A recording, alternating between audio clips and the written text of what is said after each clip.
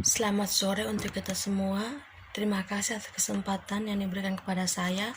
Perkenalkan, nama saya Kalareine, NIM 1703080009, semester 7, kelas reguler sore A, mata kuliah Sosiologi Terapan, Fakultas Ilmu Sosial dan Ilmu Politik, Universitas Nusa Cendana Kupang.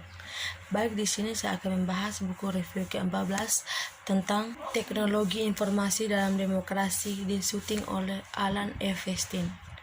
Prolog, visi teknologi dan politik demokratif, mimpi bahwa teknologi baru mungkin membebaskan manusia dari kedua tirani alam dan buah kebodohannya sendiri, sama tuanya dengan barat peradaban. Dengan percetakan tekan laki-laki berpikir, penyebaran melek huruf akan menghilangkan ketidakketahuan, prasangka, dan teror kehidupan. Dirasakan bahwa mesin uap dan sistem pabrik akhirnya akan memberi manusia kapasitas untuk menghasilkan cukup sehingga populasi tidak akan lagi lapar, tidak berpakaian, dan sakit ditetapkan. Pada yayasan ini, peranan revolusi tidak akan lagi mengganggu umat manusia. Ketika balon udara diciptakan, negarawan terkemuka melihat ini sebagai akhir perang nasional. Setiap sisi akan mengamati yang lain dan tidak akan ada kejutan atau keuntungan dari perbatasan. Manuver, telegraf, dan radio dipuji sebagai instrumen yang akan mengingat semua orang ke dalam jaringan yang terhubung. Setelah ledakan di Hiroshima dan Nagasaki, kita tahu prasangka akan terpikir dalam masa depan. Sekarang kita telah memasuki zaman elektronik. Antara 1950 dan 1970, komputer merevolusi pemrosesan data, perhitungan matematika, dan sistem kontrol fisik.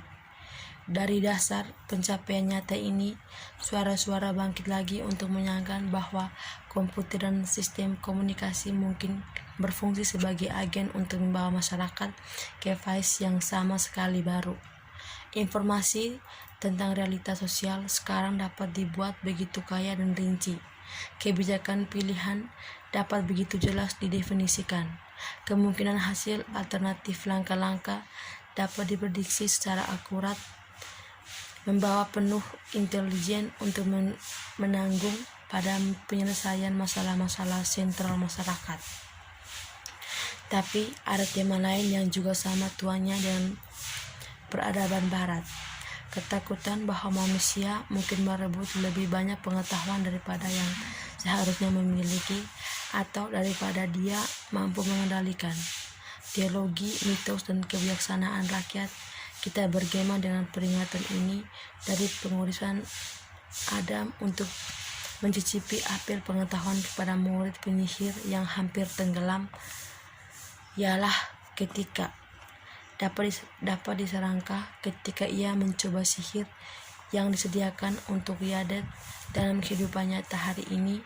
Tidak paranoid, khawatir apakah senjata atom dapat menyebabkan semua kehidupan di bumi, atau apakah manusia dapat mencemari lingkungannya melalui cabang teknologinya, bahwa kehidupan akan menjadi tak tertahan di tengah kemewahan.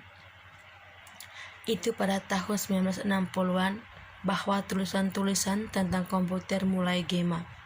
Tradisi ini di kalangan komputer dan intelektual alam terdengar tentang masa depan previsi di zaman data komputer, selama dehumanisasi yang dibuat ketika transaksi komputerisasi menggantikan hubungan tatap muka, dan tentang kemungkinan munculnya teknologi elit dengan kesetiaan yang tidak cukup untuk proses demokrasi.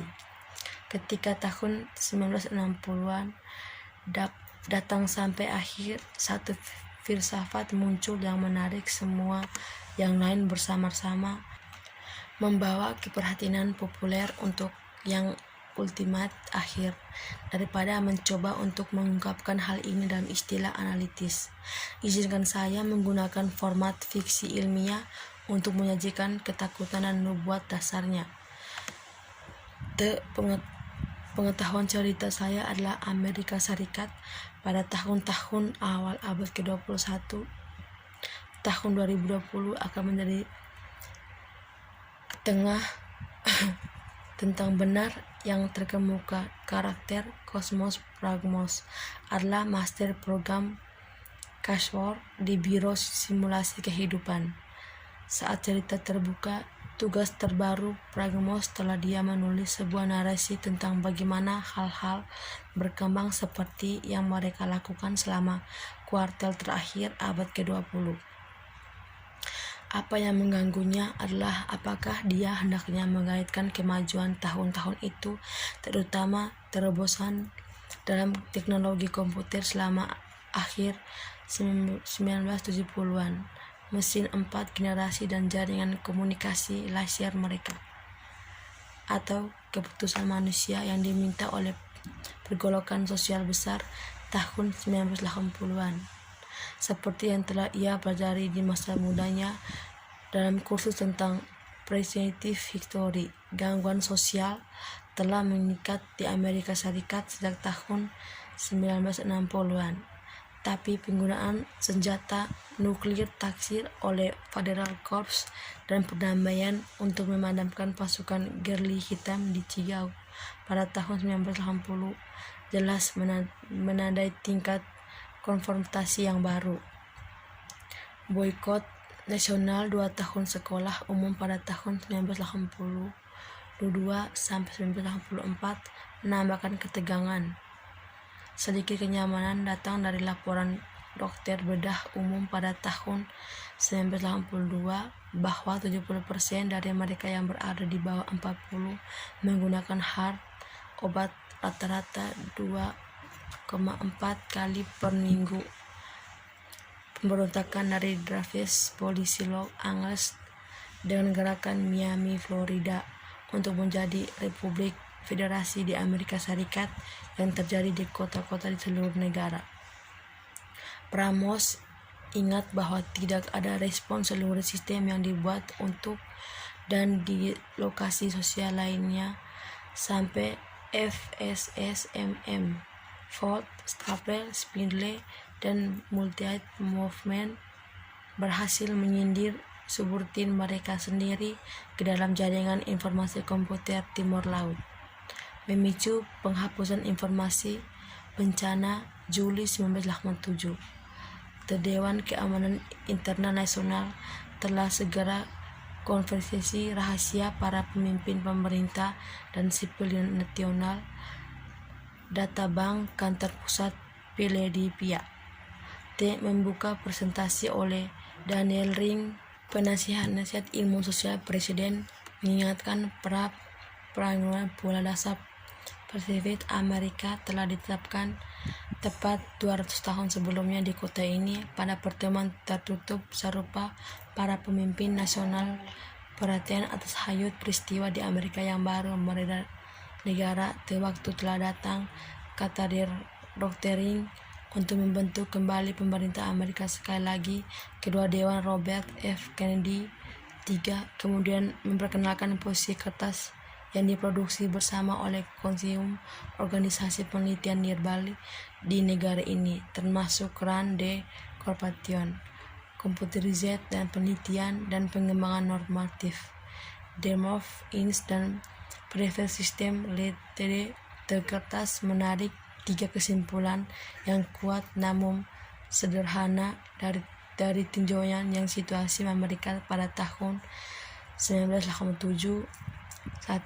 Kapasitas teknologi manusia masih melampaui dan keterampilan politik menciptakan sebuah antik teknologi backlash yang meluapkan upaya serius untuk mendatangi di atas masalah sosial. 2. Teknologi informasi dapat mengembalikan keputusan ilmiah. Alat terpenting dari usia komputer tidak pernah bisa sepenuhnya menguntungkan masyarakat selama irasionalitas dan diskursasi populer.